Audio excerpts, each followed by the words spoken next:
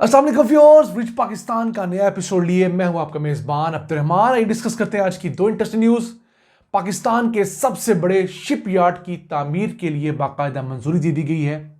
ग्वादर में 750 एकड़ के वसी रकबे के ऊपर एक इस तरह का यार्ड बनाया जाना है जहां पर तमाम अकसाम के बहरी जहाज़ों की तामीर कंस्ट्रक्शन हो सकेगी।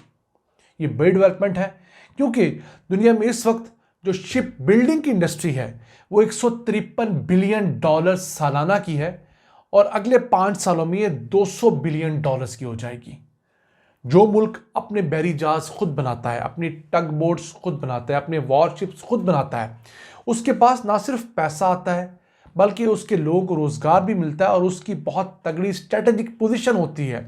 जिस तरह पाकिस्तान अब लड़ाका हथियारे बना रहा है और फिर उन्हें एक्सपोर्ट भी कर रहा है, जब हम अपने शिप बनाएंगे, शिप एक्सपोर्ट करेंगे तो उससे भी हमारे यहाँ टेक्नोलॉजी की इंप्रूवमेंट आएगी। इस अहम प्रोजेक्ट की क्या तफसीलात हैं और इससे पहले पाकिस्तान में जो एक शिप यार्ड मौजूद है उससे मुतालिक आपको तफसीलात देंगे। जबकि आज की दूसरी खबर, पंजाब हुकूमत की बिलाखिर आंखें खुली हैं और उन्होंने सूबे के अंदर कपास की पैदावार को बढ़ाने के लिए 2 अरब 50 करोड़ रुपए का एक मनसूबा शुरू किया है। क्योंकि पिछले साल के अंदर पाकिस्तान भर में कपास की पैदावार 31% कम हुई है और हम लोग यानी कि हमारा पाकिस्तान एक ऐसा मुल्क जो 2014 के अंदर 14-15 मिलियन बेल सालाना पैदा करता था, उसकी पैदावार सिर्फ 5.4 मिलियन बेल्स रह गई थी। आधी नहीं, असल पैदावार का 30% रह गया है।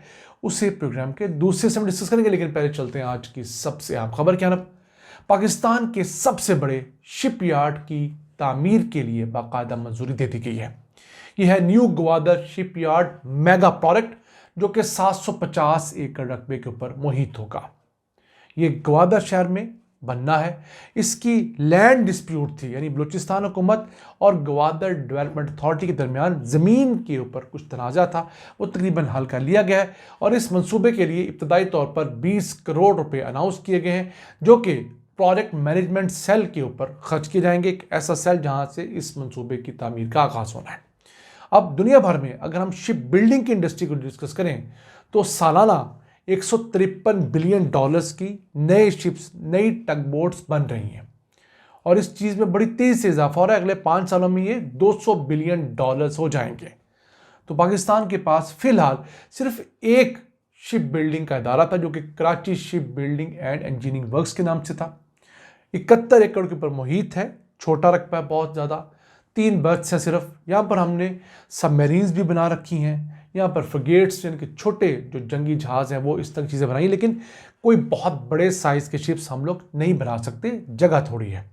हाँ, एक कंटेनर शिप जो पाकिस्तान के अलग से पहला कंटेनर शिप होगा वो ज़रूर इस कराची शिप यार्ड के अंदर अंडर कंस्ट्रक्शन है।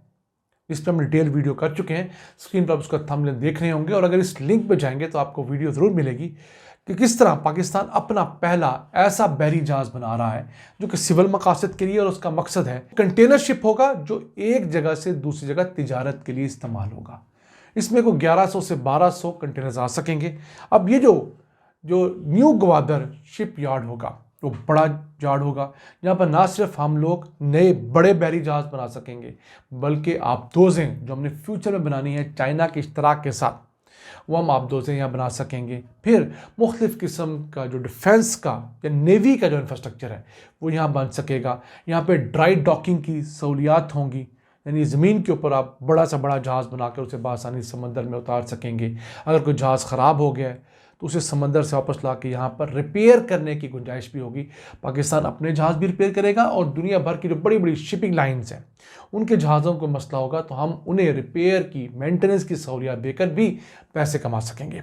तो बड़ा अहम ज़रूरी मंसूबा है पाकिस्तान के लिए और ग्वादर में लगना ये अच्छी बात है। इससे ग्वादर के अंदर जॉब्स क्रिएट होंगी, वहाँ पर इकॉनमी जनरेट होगी और एक बहुत बड़ा इंडस्ट्रियल हब इस लिहाज से ग्वादर बनेगा कि एक बहुत बड़ा शिपयार्ड बनेगा। अब बलूचिस्तान के अंदर एक गडानी के मुकाम पर शिप ब्रेकिंग इंडस्ट्री भी है जो दुनिया में तीसरी बड़ी शिप ब्रेकिंग इंडस्ट्री हुआ करती थी, जहां दुनिया भर से बड़े बड़े जहाज लाकर तोड़े जाते हैं।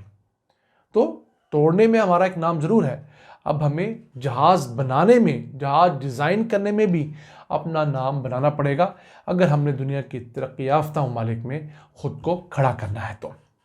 आइए चलते हैं आज की दूसरी अहम खबर की तरफ।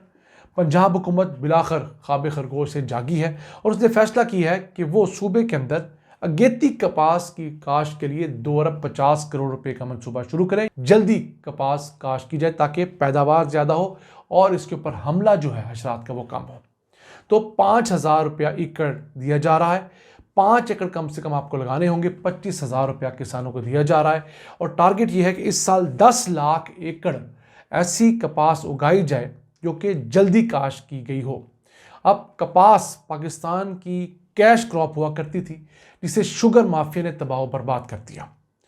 पिछले साल की निस्बत यानी 1 साल पहले की निस्बत अब जो फसल कंक्लूड हुई इस साल में जाकर 31% कमी रिकॉर्ड की गई है। 1 साल पहले तक हम लोगों ने 8.2 मिलियन बेल्स यानी 82 लाख गांठे पाकिस्तान के अंदर कपास प्रोड्यूस की थी। इस साल वो कम होकर 5.4 मिलियन बेल्स यानी कि 54 लाख गांठे रह गई हैं। 31% कपास की पैदावार पूरे पाकिस्तान में कम हुई है और कपास की पैदावार कम हुई है तो पंजाब सबसे ज़्यादा हर्ट हुआ है। पंजाब पूरे मुल्क की 70% कपास उगाता है। बाकी 30% जो है वो सिंध में उगती है, बहुत थोड़ी मिकदार में बलूचिस्तान और खैबर पख्तूनख्वा में कपास उगती है, लेकिन वो कोई नॉमिनल है। तो पंजाब अगर 70% कपास को बढ़ाता है तो ये पाकिस्तान के लिए बहुत बड़ा होगा।